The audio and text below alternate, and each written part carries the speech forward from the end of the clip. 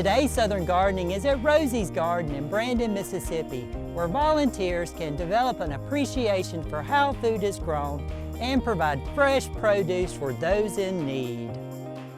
The garden is made up of 36 raised beds, arranged as a cross, and includes not only vegetable crops, but also herbs and flowers to attract pollinators.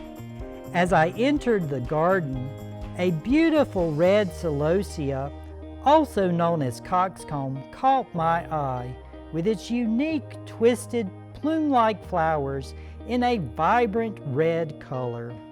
Its bold and curly texture adds a dynamic and ornamental element to the garden.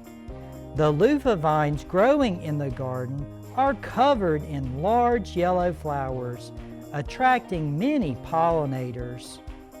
When immature, Luffa gourds can be harvested and eaten like zucchini.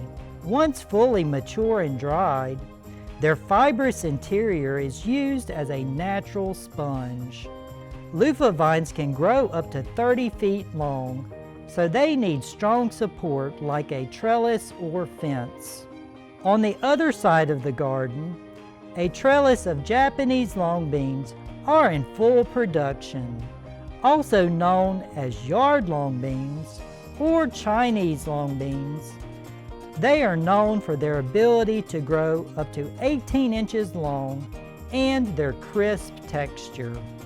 Okra, tomatoes, eggplants, watermelon, cantaloupes, and many other vegetables are also grown in the garden. If you are ever in Brandon, Mississippi, stop by Rosie's Garden and see what's growing. I'm Eddie Smith, and I will see you next time on Southern Gardening.